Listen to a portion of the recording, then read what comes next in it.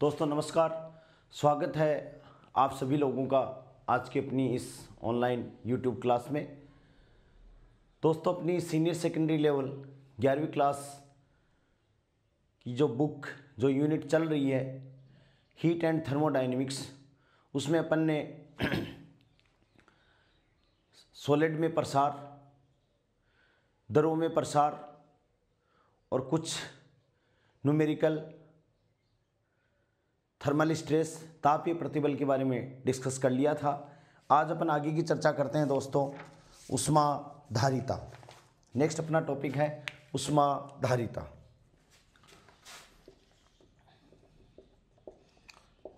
ऊष्माधारिता, heat capacity. Heat capacity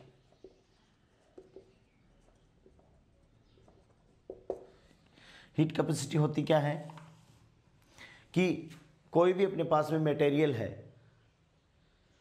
जैसे द्रव्यमान है, ग्राम में भार है, किसी भी प्रकार का कोई भी पदार्थ है, सॉलिड है, तो उसका तापमान 1 डिग्री सेंटीग्रेड बढ़ाने के लिए जितनी अपन को उसको ऊष्मा देने की ज़रूरत पड़ती है 1 डिग्री सेंटीग्रेड। जैसे मान लो किसी का टेम्परेचर है वो 14.5 डिग्री सेंटीग्रेड और इसका तापमान बढ़ाने के लिए कितना 15.5 डिग्री सेंटीग्रेड बढ़ाने के लिए इस मटेरियल को दी गई ऊष्मा Q क्या कहलाती है? उसकी ऊष्माधारिता कहलाती है। क्या कहलाती है दोस्तों? उसकी ऊष्माधारिता कहलाती है। तो इसकी परिभाषा क्या होगी? किसी पदार्थ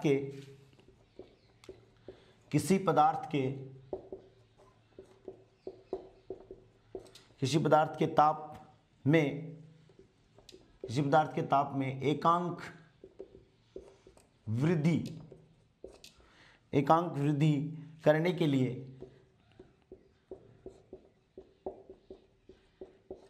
लिए आवश्यक ऊष्माधारिता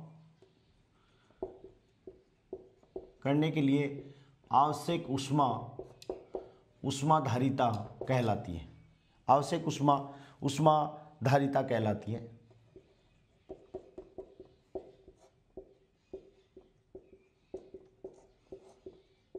धारिता कहलाती है। इसे S से प्रदर्शित करते हैं। इसे S से प्रदर्शित करते हैं, छोटा s, स्मॉल s। इसे S से प्रदर्शित करते हैं। ठीक है। अब यदि मान लो किसी पदार्थ का तापमान है, उसमें एकांक 1 डिग्री सेंटीग्रेड की वृद्धि अपन ने की है, तो बहुत अल्प तापमान को अपन ने बढ़ाया है। ठीक है। तो नेक्स्ट पॉइंट क्या है? यदि किसी पदार्थ के तापमान में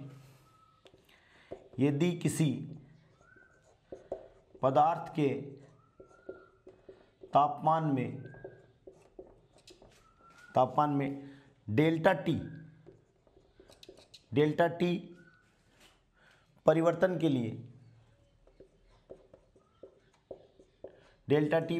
के लिए जैसे मान लो अपने कमरे का तापमान कितना 25 डिग्री सेंटीग्रेड है और 25 डिग्री सेंटीग्रेड पे अपने पास में किसी पदार्थ की अमाउंट है m ग्राम अपन मान लेते हैं। ठीक है। मोल भी मान सकते हैं अपन, जो अपनी इच्छा हो मान सकते हैं, लेकिन उसके आधार पर हीट कैपेसिटी भी अलग अलग टाइप की है। जैसे हीट कैपेसिटी होगी, स्पेसिफिक हीट कैपेसिटी होगी, मोलर स्पेसिफिक कैपेसिटी होगी, ये सारी बातें हैं। तो इस 25 डिग्री सेंटीग्रेड के तापमान को, इसको अपन क्या मान लें? T0 मान लें, दैट इज इनिशियल टेम्परेचर, कमरे का तापमान है। और अब अपन इस पदार्थ पे टेम्परेचर इंक्रीज करते हैं, दैट इज T, और अपन ने कितना कर दिया? 26 डिग्री सेंटीग्रेड कर दिया। ठीक है। तो इस पदार्थ के पास में जो अपन ने ऊष्मा दी है, उस ऊष्मा की मात्रा को अपन क्या कहते हैं दोस्तों? ऊष्माधारिता कहते हैं, यानी ऊष्मा धारण करने की क्षमता। ठीक है। यदि किसी पदार्थ के तापमान में डेल्टा टी परिवर्तन के लिए आवश्यक ऊष्मा की मात्रा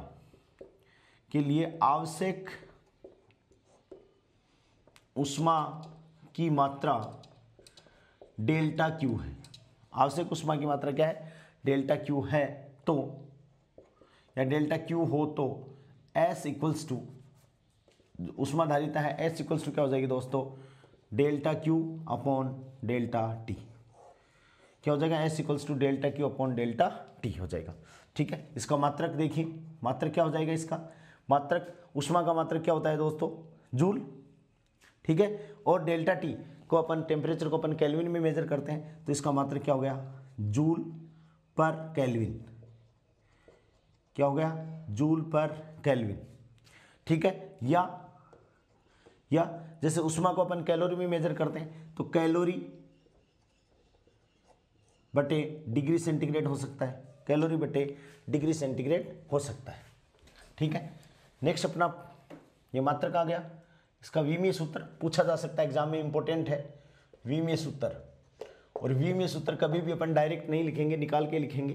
तो ये क्या है, उष्मा और बटे क्या है दोस्तों, टेम्परेचर है। तो उष्मा यानी एस की विमा, उष्मा धारिता की विमा बराबर delta Q upon delta T की विमा। ठीक है भाई, m1 L²T-2।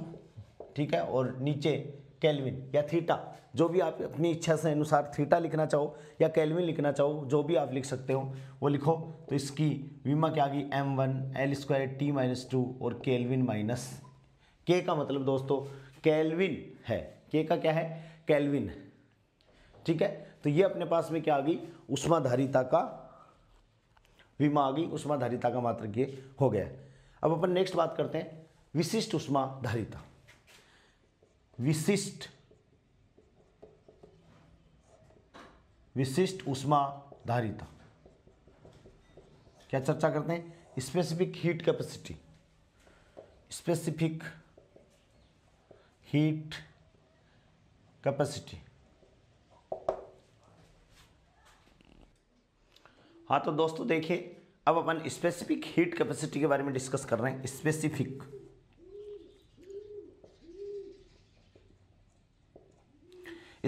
हीट कैपेसिटी, इसकी परिभाषा क्या है, किसी पदार्थ के प्रति एकांक द्रव्यमान। अब देखो ये सिंपल स्पेसिफिक हीट आ गई, हीट कैपेसिटी आ गई। इसमें बहुत सारे बच्चे कंफ्यूज रहते हैं। यदि यहाँ द्रव्यमान का अपन यूज करते हैं, एम का यूज करेंगे, तो इसे अपन क्या कहेंगे, विशिष्ट उष्माधारिता कहेंगे। तो देखिए इसकी डेफिनेशन क्या होगी, किसी पदार्थ के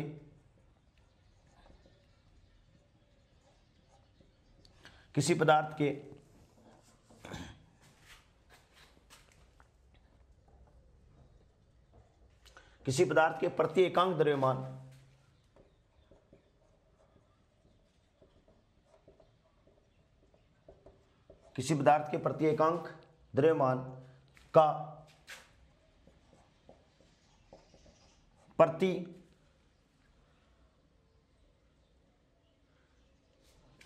प्रति डिग्री सेंटीग्रेड,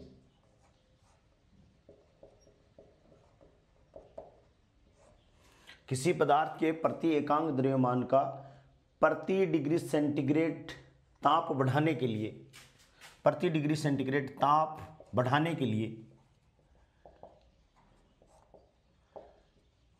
लिए आवश्यक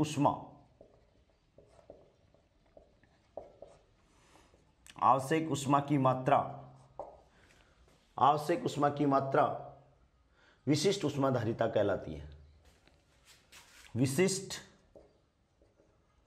उष्माधारिता कहलाती है। यानी ये क्या होगी, विशिष्ट होगी जब अपन ने इसको द्रव्यमान काम में ले लिया।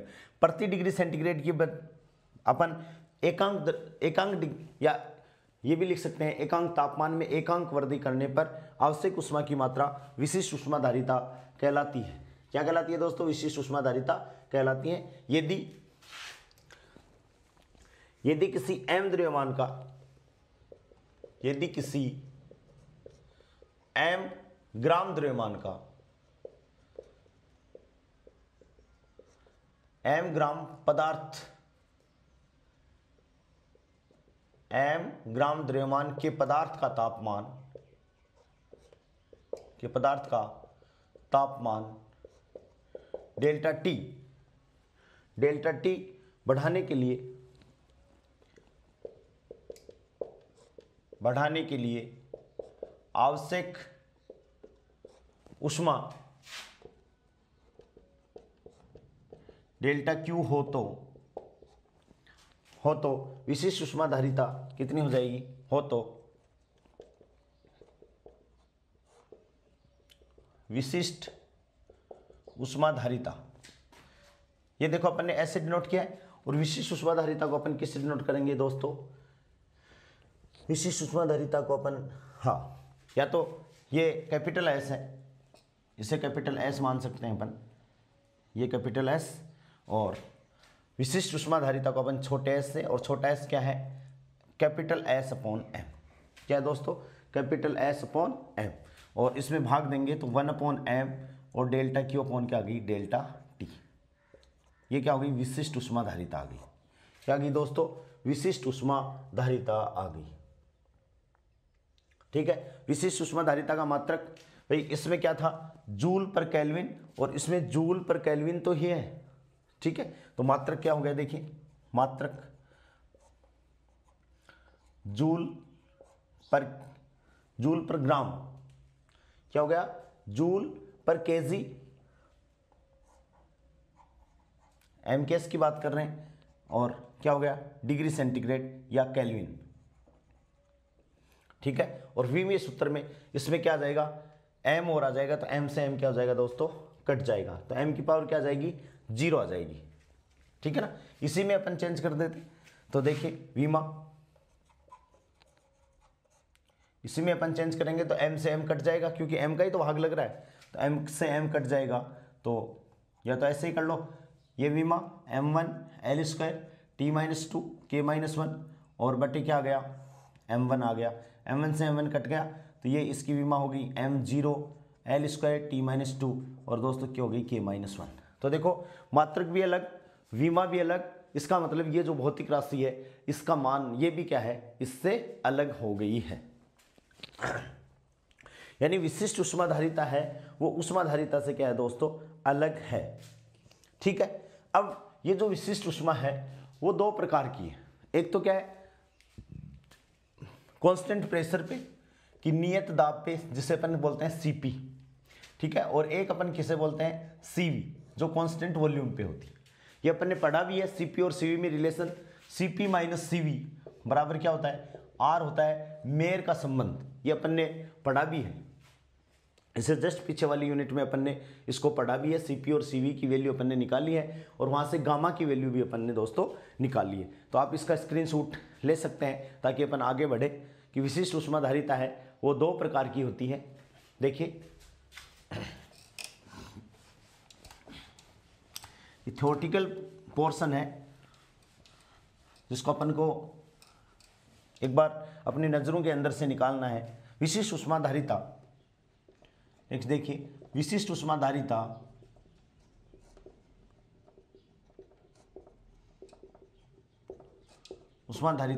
दो प्रकार की होती है। विशिष्ट ऊष्माधारिता दो प्रकार की होती है। नंबर 1, स्थिर आयतन पर विशिष्ट ऊष्माधारिता। स्थिर आयतन पर विशिष्ट ऊष्माधारिता।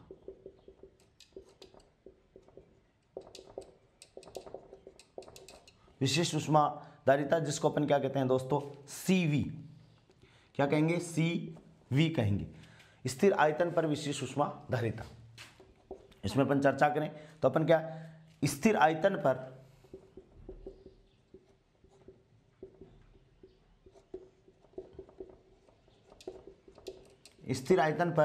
किसी गैस के प्रति एकांक द्रव्यमान का प्रति डिग्री सेंटीग्रेड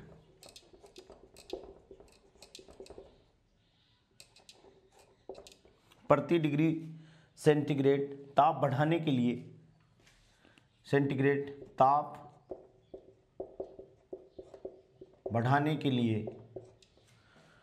के लिए आवश्यक ऊष्मा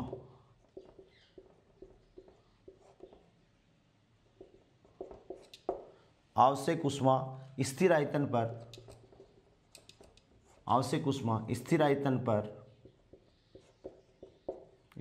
पर विशिष्ट ऊष्माधारिता कहलाती है।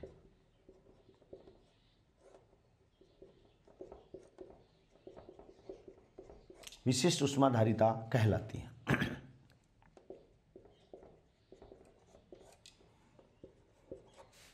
यानी क्या हो गया, Cp इक्वल्स टू 1/m और delta Q upon delta T, और यहाँ पर अपन क्या लगा देंगे, V नियत है दोस्तों, तो V यहाँ अपन लगा देंगे V बराबर नियत। ये इसको लिखने का तरीका है, क्या हो गई, V बराबर नियत।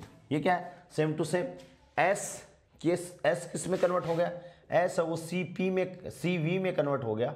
इसका मतलब क्या है कि del Q upon delta T जो अपन ऊष्मा दे रहे हैं उसमें आयतन में किसी प्रकार का कोई परिवर्तन नहीं हो रहा है, यानी क्या है दोस्तों, स्थिर आयतन है। आयतन क्या है, स्थिर है।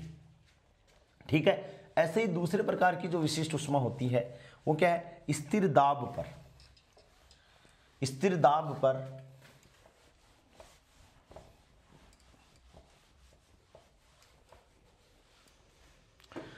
स्थिर दाब पर विशिष्ट ऊष्माधारिता। सेकंड नंबर की, स्थिर दाब पर Cv, स्थिर दाब पर विशिष्ट ऊष्मा धारिता। ठीक है, और इसकी परिभाषा भी क्या हो जाएगी, यहां पर क्या लिख देंगे, आयतन की जगह स्थिर दाब पर किसी गैस के प्रति एकांक द्रव्यमान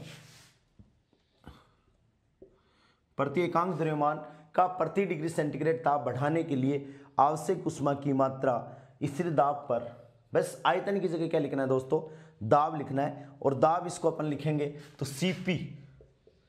ये परिभाषा सेम टू सेम, केवल आयतन की जगह आपको क्या लिखना है, दाब लिखना है। यहां आयतन है तो ये दाब लिखना है, तो ये क्या कहलाएगी, दाब विशिष्ट ऊष्मा कहला जाएगी।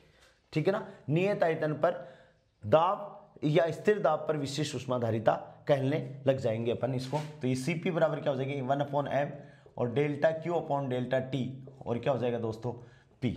ठीक है, इंपॉर्टेंट है ये दोनों फॉर्मूले, इन पे एग्जाम में क्वेश्चन भी आता है Cp और Cv पे। ठीक है, ये विशिष्ट ऊष्माधारिता अपनी कंप्लीट होगी। अब अपन नेक्स्ट अपन बात करते हैं मोलर ऊष्माधारिता। मोलर ऊष्माधारिता, ठीक है। अब सबसे पहले अपन ने ऊष्माधारिता पढ़ी, ऊष्माधारिता हीट कैपेसिटी यानी ऊष्मा धारण करने की क्षमता। उसमें किसी प्रकार का अपन ने कोई द्रव्यमान नहीं लिया, अपन ने सीधी सीधी डेफिनेशन दी थी, किसी पदार्थ का तापमान 1 डिग्री सेंटीग्रेड बढ़ाने के लिए आवश्यक ऊष्मा की मात्रा क्या कहलाती है, ऊष्माधारिता कहलाती है। फिर अपन ने पदार्थ का क्या ले लिया, ग्राम में भार ले लिया कि 1 ग्राम पदार्थ का तापमान 1 डिग्री सेंटीग्रेड यदि अपन बढ़ा दें तो वो ऊष्माधारिता क्या कहलाती है, विशिष्ट ऊष्माधारिता कहलाती है। वो दो प्रकार की होती है, एक तो स्थिर आयतन पर और एक स्थिर दाब पर। और अब यदि अपन पदार्थ में ग्राम भार की बजाय यानी पदार्थ के भार की बजाय अपन क्या ले लें, मोल ले लें पदार्थ के, तो वहां ऊष्मा धारण करने की क्षमता को अपन क्या कहेंगे दोस्तों, विशिष्ट मोलर ऊष्माधारिता कह देंगे। क्या कह देंगे, मोलर ऊष्माधारिता कह देंगे। तो मोलर डायरेक्टली लिख दूं भाई, अपन ने द्रव्यमान की जगह अपन क्या ले लेंगे, मोल ले लेंगे।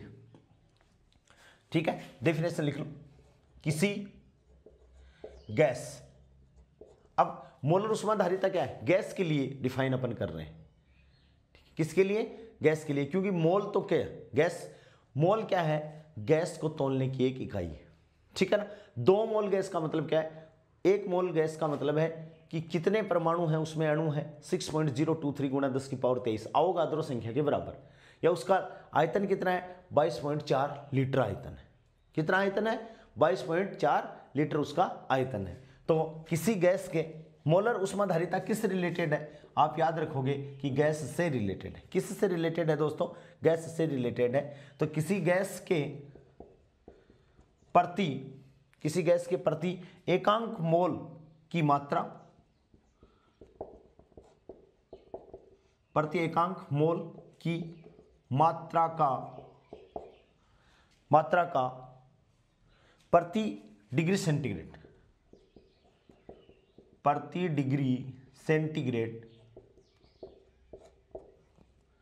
डिग्री सेंटीग्रेड ताप बढ़ाने के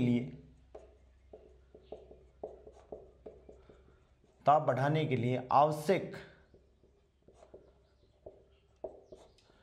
आवश्यक ऊष्मा क्या कहलाती है, मोलर ऊष्माधारिता कहलाती है। आवश्यक ऊष्मा क्या कहलाती है, मोलर ऊष्माधारिता कहलाती है। मोलर ऊष्माधारिता कहलाती है। ठीक है, और इसकी परिभाषा क्या हो गई मोलर ऊष्माधारिता की? मोलर ऊष्माधारिता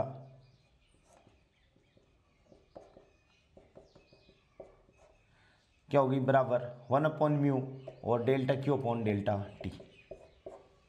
क्या होगी? Delta Q upon delta T, ये परिभाषा आ गई। ऐसे ही मोलर ऊष्माधारिता, जैसे विशिष्ट ऊष्माधारिता दो प्रकार की होती है, वैसे ही मोलर ऊष्माधारिता भी दो प्रकार की होती है। ठीक है, एक को सिंपल अपन डिफाइन करें CV, और इसको अपन क्या लिख दें 1/μ। ठीक है भाई, CV 1/μ और डेल्टा क्यू अपॉन क्या हो जाएगी डेल्टा टी, और ये क्या हो जाएगी V बराबर नियत। यहाँ नियत लिखने की जरूरत नहीं है, ये अंडरस्टूड है।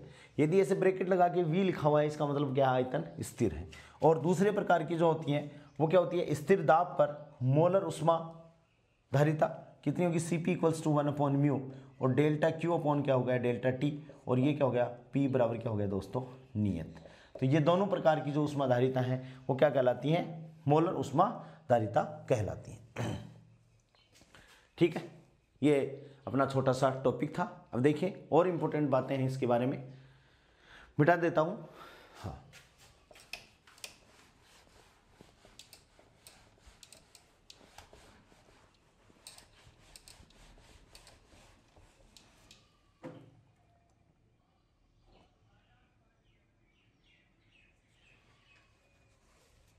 ठीक है, जल की विशिष्ट ऊष्मा याद रखेंगे। जल की विशिष्ट ऊष्माधारिता, जल की विशिष्ट ऊष्माधारिता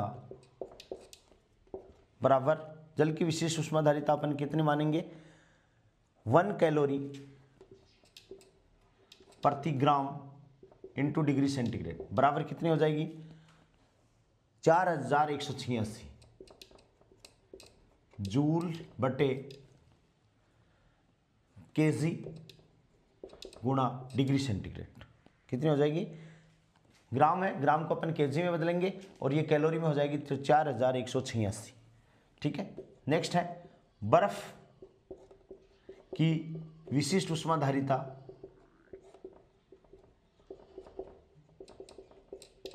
बर्फ की विशिष्ट ऊष्माधारिता बराबर कितनी? बराबर 0.5 कैलोरी बटे ग्राम डिग्री सेंटीग्रेड बराबर कितनी हो जाएगी? 2093 जूल बटे केजी इंटू डिग्री सेंटीग्रेड।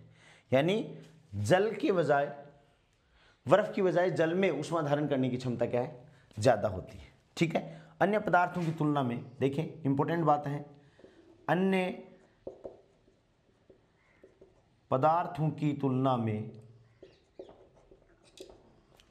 अन्य पदार्थों की तुलना में जल की विशिष्ट ऊष्माधारिता, जल की विशिष्ट ऊष्माधारिता, जल की विशिष्ट ऊष्माधारिता अधिकतम होती है।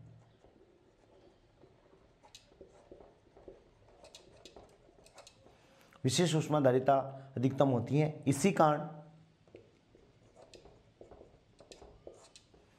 इसी कारण स्वचालित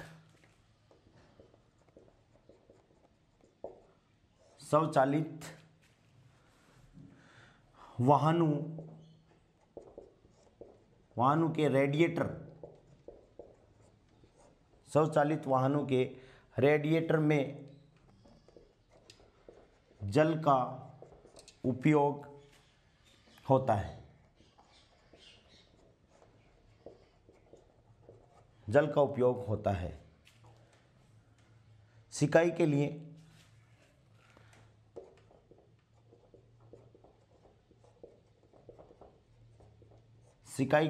किसी थेरेपी में सिकाई के लिए की बात कर रहे हैं। सिकाई के लिए तप्त जल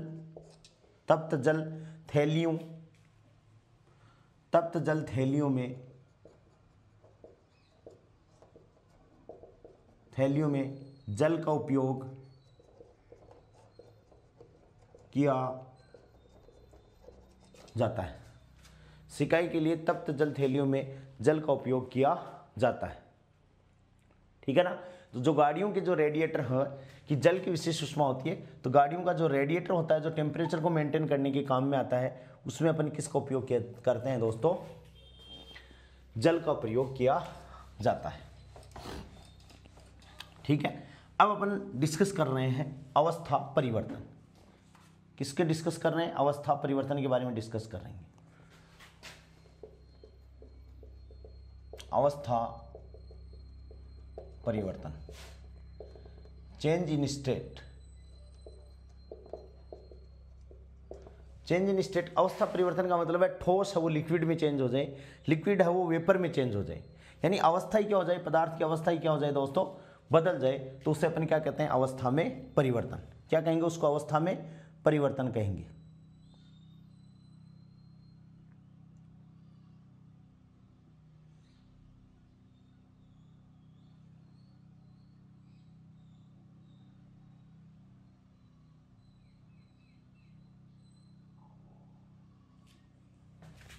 ठीक है, अपना टॉपिक है, क्या हो गया, डेफिनेशन क्या हो गया कि किसी पदार्थ की एक अवस्था से दूसरी अवस्था में परिवर्तन क्या कहलाता है, अवस्था परिवर्तन कहलाता है।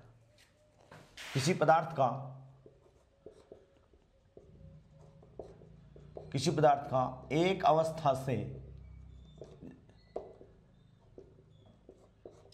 अवस्था से दूसरी अवस्था में परिवर्तन, एक अवस्था से दूसरी अवस्था में जाना, एक अवस्था से दूसरी अवस्था में जाना क्या कहलाता है, अवस्था परिवर्तन कहलाता है। एक अवस्था से दूसरी अवस्था में जाना अवस्था परिवर्तन कहलाता है। क्या कहलाता है दोस्तों, अवस्था परिवर्तन कहलाता है। सबसे पहले जैसे स्टेट चेंज हो रही है, तो सबसे पहले अपन बात करें कि गलन एक प्रोसेस है। क्या है, गलन भी क्या है, एक प्रोसेस है। पदार्थ के ठोस से द्रव अवस्था में परिवर्तन, पदार्थ जब ठोस से द्रव अवस्था में जाता है ना, तो उसे अपन क्या कहते हैं, गलन कहते हैं। पदार्थ के ठोस अवस्था से, पदार्थ के ठोस अवस्था से या ठोस अवस्था से द्रव अवस्था में परिवर्तन, ठोस अवस्था से द्रव अवस्था में परिवर्तन क्या कहलाता है, गलन कहलाता है। क्या कहलाता है दोस्तों, गलन कहलाता है। और इसमें अपन ये ध्यान रखेंगे, इंपॉर्टेंट बात है कि जब पदार्थ अवस्था में परिवर्तन कर रहा होता है, उस टाइम में पदार्थ का जो तापमान है वो नियत बना रहेगा। तो बोले उष्मा जो अपन दे रहे हैं वो कहाँ चलेगी, वो दोस्तों गुप्त उष्मा के रूप में चली जाएगी। यानी पदार्थ उष्मा ले तो रहा है और तापमान है नियत, तो वो उष्मा जा कहाँ रही है, तो अपन ये कह देंगे कि भाई पदार्थ की जो उष्मा है वो पदार्थ की अवस्था में परिवर्तन में क्या हो रहा है, चेंज होने में क्या हो रही है, लग रही है। ठीक है ना, तो गलन क्या होगा, पदार्थ की ठोस अवस्था से द्रव अवस्था में परिवर्तन, वो क्या कहलाता है दोस्तों, गलन कहलाता है।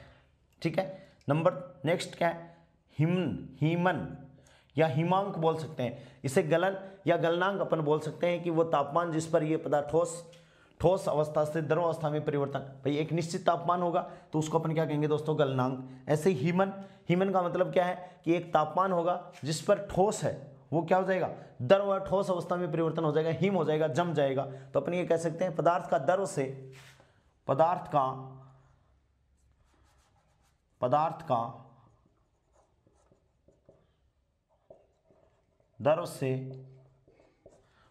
द्रव से ठोस अवस्था में परिवर्तन,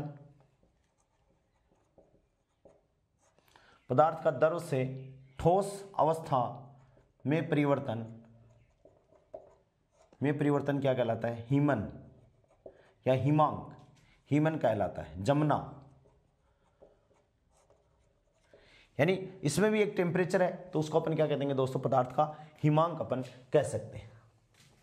ठीक है, नेक्स्ट तीसरा डेफिनेशन क्या है, वाष्पन का मतलब कौन सी अवस्था से, द्रव अवस्था में गैस अवस्था, द्रव अवस्था से पदार्थ का द्रव अवस्था से गैसीय अवस्था में बदलना क्या कहलाता है, वाष्पन कहलाता है। पदार्थ का द्रव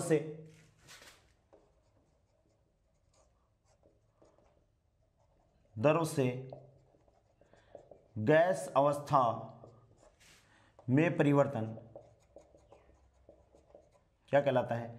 वाष्पन कहलाता है। ठीक है, और इसको अपन क्या कहेंगे? Boiling point. क्या कहलाएंगे इसको? बॉइलिंग पॉइंट अपन कह देंगे। और वाष्पन का मतलब क्या है? द्रव से गैस होगी ना वाष्पन से, और गैस से वापस द्रव में आता है तो उसको अपन क्या कहते हैं? संघनन, कंडेंसेशन। क्या कहते हैं? संघनन। गलन, हिमन, वाष्पन, और नेक्स्ट जो अपना पॉइंट है उसको अपन दोस्तों क्या कहेंगे? संघनन। संघनन। और इस संघनन को कैसे परिभाषित करें? कि पदार्थ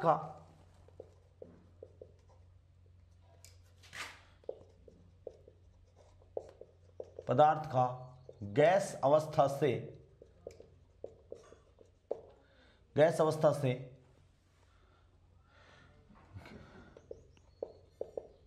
द्रव अवस्था में परिवर्तन। पदार्थ का गैस अवस्था से द्रव अवस्था में बदलना, परिवर्तन क्या कहलाता है? संघनन कहलाता है। क्या कहलाता है दोस्तों? संघनन कहलाता है। ठीक है, नेक्स्ट जो प्रोसेस है उसको अपन क्या कहते हैं दोस्तों? ऊर्ध्वपातन। ऊर्ध्वपातन यानी कई पदार्थ ऐसे होते हैं, कई ठोस पदार्थ ऐसे होते हैं जो द्रव अवस्था में परिवर्तन हुए बिना ही सीधे कौन सी अवस्था में चले जाते हैं? गैस अवस्था में बदल जाते हैं। तो उन पदार्थों को अपन क्या कहते हैं? ऊर्ध्वपातित पदार्थ। और इस प्रोसेस को अपन क्या कहते हैं दोस्तों? ऊर्ध्वपातन। तो अपन क्या लिखेंगे? ठोस का सीधे ही गैस अवस्था में बदलना। ठोस का सीधे ही गैस अवस्था में बदलना क्या कहलाता है? ऊर्ध्वपातन कहलाता है। ऊर्ध्वपातन कहलाता है। इंपॉर्टेंट है। और अपनी जो पूजा का जो कपूर होता है दोस्तों, वो इसका एग्जाम्पल है। कपूर को अपन जलाते हैं तो जब कपूर अपन लाते हैं तो वो ठोस अवस्था में होता है, और जब वो जलता है तो वो द्रव अवस्था में परिवर्तित नहीं होता है, सीधे ही कौन सी अवस्था में बदल जाता है? गैस अवस्था में बदल जाता है। तो इसको अपन क्या कहेंगे? ऊर्ध्वपातित पदार्थ कहेंगे। यानी ये अपने एग्जाम में आ सकता है कि कपूर क्या है, तो ये क्या है? एक ऊर्ध्वपातित पदार्थ होता है। ठीक है, और अपन एक सफेद पाला जनरली जानते हैं जो अपनी फसलों को नुकसान पहुंचाता है, और ये क्या है? वाष्प का ठोस में बदलना। वाष्प का ठोस में बदलना। ठोस में बदलना। वाष्प का ठोस में बदलना क्या कहलाता है? सफेद पाला कहलाता है। सफेद पाला कहलाता है। ये सर्दियों के दिनों में ओस जब आती है ना, तो ठंड में पाला जम जाता है, जिसको अपनी फसलों के लिए वो क्या होता है? नुकसानदायक होता है, जिसको अपन क्या कहते हैं? सफेद पाला दोस्तों अपन इसको कहते हैं। ठीक है ना? क्या कहते हैं? सफेद पाला कहते हैं। तो ये कुछ टर्म्स हैं। कौन कौन सी हैं? गलन। गलन का मतलब ठोस से गैस द्रव अवस्था में आना। वाष्पन, गलन। और जिस पदार्थ पे ये होता है, जिस टेम्परेचर पे ये होता है, उसको अपन क्या कहेंगे? गलनांक, मेल्टिंग पॉइंट। हिमन का मतलब द्रव से ठोस में अवस्था परिवर्तन हो रही है। वाष्पन का मतलब द्रव से गैस में। ठीक है। संघनन का मतलब गैस है वो सीधे ही किस में आ जाए? द्रव अवस्था में आ जाए। ठीक है। ऊर्ध्वपातन ठोस सीधे ही किस में चला जाए? गैस में चला जाए। और सफेद पाला वाष्प का सीधे, वाष्प है, गैस है, और गैस सीधे किस में चली जाए दोस्तों? ठोस में चली जाए, तो उसे अपन क्या कहेंगे? सफेद पाला कहेंगे। एक चीज, इनमें जितनी भी प्रोसेस है, गलन है, हिमन है, वाष्पन है, संघनन है, इसमें आप एक चीज का ध्यान रखोगे कि जब पदार्थ की अवस्था परिवर्तित होने वाली होती है या हो रही होती है, उस समय तापमान का मान दोस्तों अपन जो दे रहे हैं, या जो एनर्जी निकल रही है, जो ठंडा हो रही है, तो वहां तापमान का मान क्या हो जाता है? नियत हो जाता है। वहां तापमान का मान क्या हो जाता है? नियत हो जाता है। उष्मा अपन कंटिन्यूसली या तो दे रहे होते हैं या उष्मा ले रहे होते हैं। उस उष्मा को अपन क्या कहते हैं दोस्तों? गुप्त उष्मा कहते हैं। क्या कहते हैं? गुप्त उष्मा। ठीक है, ठीक है। अब दो वर्ड और डिफाइन कर रहे हैं। गलनांक, गलनांक यानी मेल्टिंग पॉइंट। अब इसकी परिभाषा इंपॉर्टेंट है। गलनांक की परिभाषा, वेरी इंपॉर्टेंट। ऐसे तो अपन सिंपली बोल देते हैं कि भाई ये क्या गलन कहलाता है, लेकिन इसमें ताप और दाब की क्या कंडीशन होती है, दाब और आयतन की क्या कंडीशन होती है, वो भी इंपॉर्टेंट बात है। क्या है, नियत दाब पर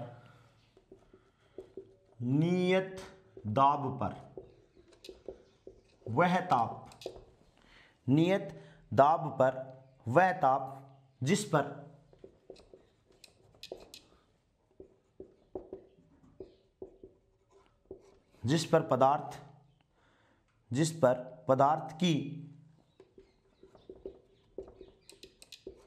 पदार्थ की ठोस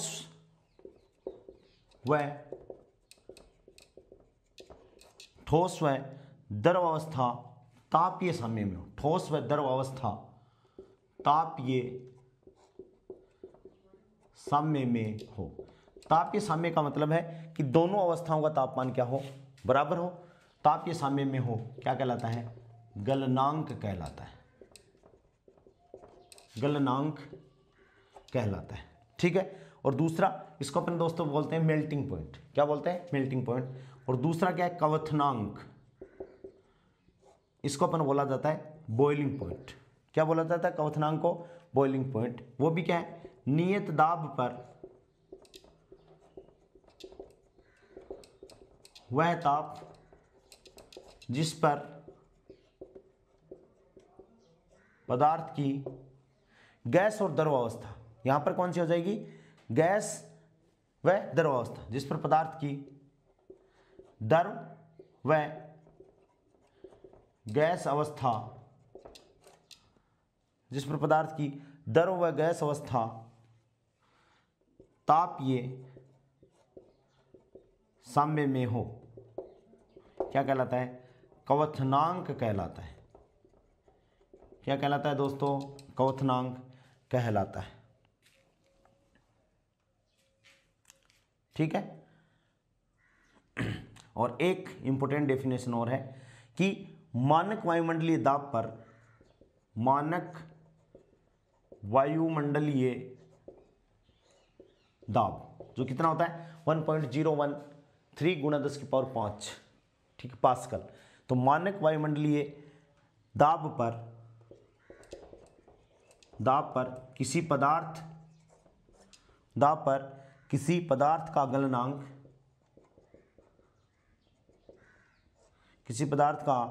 गलनांक, पर सामान्य गलनांक एवं क्वथनांक को, मानक वायुमंडलीय दाब पर किसी पदार्थ का गलनांक पर सामान्य गलनांक, ठीक है, एवं क्वथनांक को पर सामान्य क्वथनांक कहते हैं।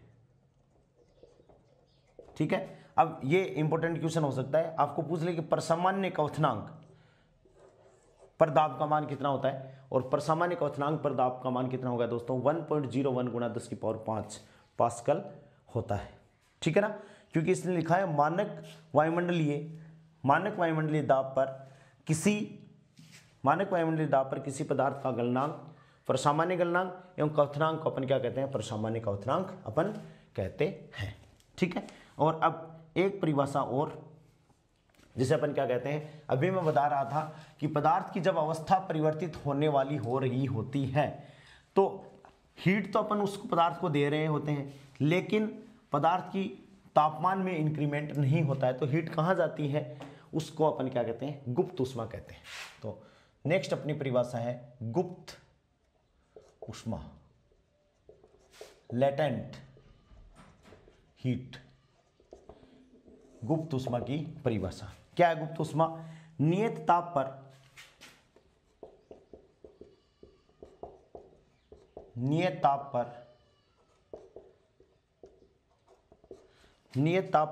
किसी पदार्थ की नियत ताप पर किसी पदार्थ की अवस्था परिवर्तन के लिए अवस्था परिवर्तन के लिए आवश्यक ऊष्मा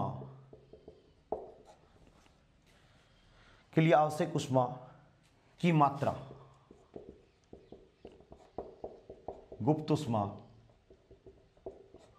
ऊष्मा कहलाती है।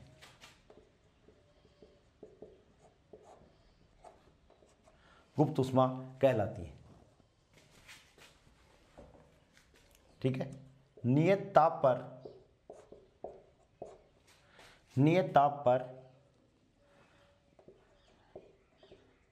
m द्रव्यमान के पदार्थ की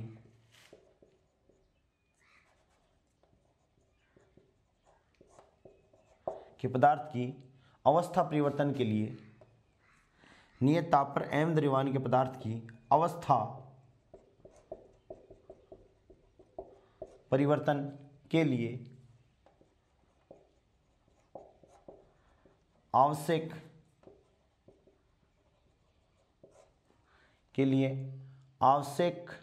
ऊष्मा। ठीक है। और Q बराबर क्या हो जाए m इंटू एल। ये कहाँ से आया? देखिए दोस्तों कि जब अपन कोई भी पदार्थ में अवस्था में परिवर्तन कर रहे हैं तो आपने देखा होगा कि ये सिंपली व्यवहारिक एक एग्जाम्पल भी हो सकता है कि जैसे अपन जितनी पदार्थ की मात्रा होगी उतनी ही अपन को क्या देनी पड़ेगी? हीट देनी पड़ेगी। यानी जितना ज़्यादा पदार्थ होगा या पदार्थ की मात्रा में जितनी ज़्यादा अपन परिवर्तन करेंगे तो उसकी अवस्था परिवर्तन के लिए अपन को उतनी ही ज़्यादा ऊष्मा देनी पड़ेगी। यानी पदार्थ की मात्रा है वो दी गई ऊष्मा के क्या है? समानुपाती है। सीधी सी बात क्या होगी भाई? कम, जैसे मान लो 2 ग्राम पदार्थ है तो उसको अवस्था परिवर्तन के लिए अपन को कम हीट देनी पड़ेगी, और वही मान लो 100 किलो पदार्थ हो तो उसके लिए अपन को ज़्यादा हीट देने की पड़ेगी। तो यहाँ से जैसे ही ये समानुपाती का चिन्ह मिटाते हैं तो Q बराबर क्या होता है दोस्तों? ml। और ये जो समानुपाती स्थिरांक है इसको अपन क्या कहते हैं? पदार्थ की गुप्त ऊष्मा। ठीक है। तो Q इक्वल्स टू क्या हो गया? ml। क्या हो गया? Q इक्वल्स टू ml ये हो गया है। जहाँ L क्या है, मैं तो यहाँ लिख देते हैं अपन दोनों के लिए, जहाँ L समानुपाती, L क्या है दोस्तों? समानुपाती स्थिरांक है जिसे गुप्त ऊष्मा कहा जाता है या जो गुप्त ऊष्मा कहलाती है। ठीक है। तो L बराबर यहां से implies that L equals to क्या हो गया दोस्तों? Q अपॉन m हो गया। L इक्वल्स टू क्या हो गया? Q अपॉन m हो गया। ठीक है। यह है लेटेंट हीट। ठीक है। गुप्त ऊष्मा का मात्रक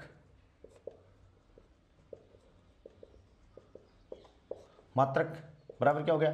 जूल पर केजी। क्या हो गया दोस्तों? जूल पर केजी या कैलोरी प्रति ग्राम। जूल पर केजी या कैलोरी प्रति ग्राम। क्या हो गया? और इसका गुप्त ऊष्मा की विमा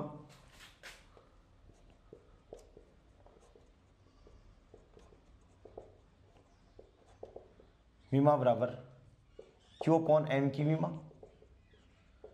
और क्या है भाई? m1 L square T minus 2 बटे m से m कैंसिल आउट हो गया तो क्या हो गया? L स्क्वायर T माइनस 2, यानी m0 L square T minus 2 क्या होगी? गुप्त ऊष्मा की विमेय सूत्र होगी। m0 L स्क्वायर और T माइनस 2 क्या हो गया दोस्तों? गुप्त ऊष्मा का मात्रक हो गया। m0 L square T minus 2। अब यदि अपने पास में कोई पदार्थ है, ठीक है, और उसकी गुप्त ऊष्मा की बात कर रहे हैं तो अपने पास में क्या है? अवस्था क्या है? अपन यहां बात करें कि भाई अपने पास में 3 प्रकार पदार्थ की वैसे 4 अवस्थाएं होती हैं, लेकिन चौथी जो अवस्था होती है जिसे अपन प्लाज्मा कहते हैं, जिसमें पदार्थ आयनिक स्थिति में होता है, उसको तो अपन डिस्कस कर ही नहीं रहे। तो पदार्थ की क्या है? ठोस से द्रव और द्रव से क्या है भाई? गैस। तो एक तो यहां अवस्था परिवर्तित हो रही है, तो एक तो यह होगी गुप्त ऊष्मा। ठीक है भाई। तो इसे तो अपन क्या कहेंगे दोस्तों? गलन की गुप्त ऊष्मा। क्या कहेंगे? गलन की गुप्त ऊष्मा, क्योंकि पदार्थ इसमें क्या हो रहा है? गल रहा है। ठीक है। और एक क्या हो रहा है? द्रव अवस्था से कौन सी अवस्था में परिवर्तन हो रहा है? गैस में। तो इसे अपन क्या कहेंगे दोस्तों? वाष्पन की गुप्त ऊष्मा। क्या कहेंगे? वाष्पन की गुप्त ऊष्मा। क्या कह देंगे? वाष्पन की गुप्त ऊष्मा, इसको अपन बोल देंगे। तो गुप्त ऊष्मा है वो दो प्रकार की है, एक तो गलन की गुप्त ऊष्मा और एक दूसरा क्या है दोस्तों? वाष्पन की गुप्त ऊष्मा। ठीक है, तो अपन डिफाइन करते हैं गलन की गुप्त ऊष्मा। ठीक है, और इसे अपन किससे डिनोट करते हैं दोस्तों? LF। किससे डिनोट करते हैं? LF, गलन की गुप्त ऊष्मा। ठीक है, और इसकी परिभाषा क्या लिखेंगे? नियत ताप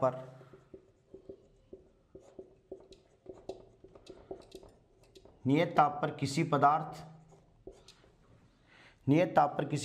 के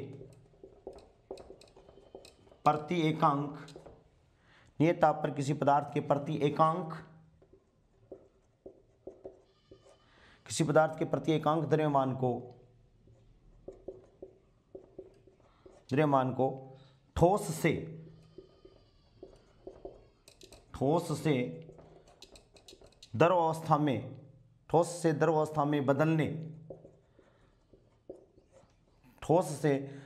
में बदलने के लिए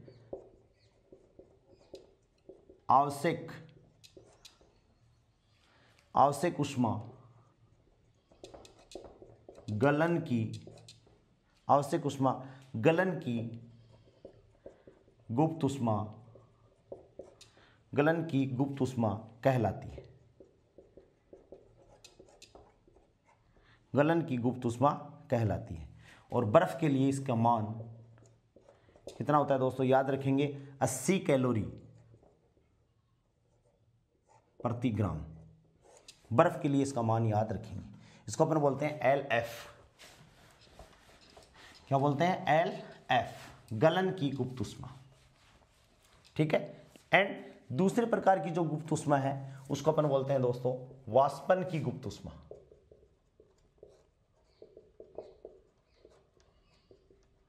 उसको अपन बोलते हैं LV। क्या बोलते हैं? LV। बस सेम टू सेम डेफिनेशन है कि नियत ताप पर किसी पदार्थ के प्रति एकांक द्रव्यमान को, यहां कौन सी अवस्था से? प्रति एकांक द्रव्यमान को कौन सी अवस्था से? द्रव से गैस। क्या हो जाएगी दोस्तों? द्रव से गैस अवस्था में बदलने के लिए आवश्यक ऊष्मा वाष्पन की गुप्त ऊष्मा कहलाती है। आवश्यक ऊष्मा वाष्पन की गुप्त ऊष्मा कहलाती है। और पानी के लिए वाष्पन की गुप्त ऊष्मा याद रखेंगे, पानी के लिए वाष्पन की गुप्त ऊष्मा पूछा जाता है। LV बराबर कितना है भाई? 536 कैलोरी प्रति ग्राम। ठीक है ना? तभी तो लोग ये कहते हैं कि उबलता हुआ पानी से ज्यादा खतरनाक कौन है? पानी की भाप। क्यों खतरनाक है? क्योंकि उसमें एनर्जी कितनी होती है? 536 कैलोरी प्रति ग्राम, यानी उसमें गुप्त ऊष्मा भी छिपी हुई है जो अपन को दिखाई नहीं देती है। इसलिए दोस्तों अपन क्या कहते हैं? गुप्त ऊष्मा अपन उसको कहते हैं। तो ये अपना छोटा सा टॉपिक था जिसको अपन को डिस्कस करना है। चैनल को ज़्यादा से ज़्यादा आप सब लोग सब्सक्राइब करवा दीजिए और अच्छे से पढ़िए। होली भी आपकी आज पूरी हो गई है, तो अब जुट जाइए एग्ज़ाम के लिए। आज के लिए इतना ही, थैंक्स।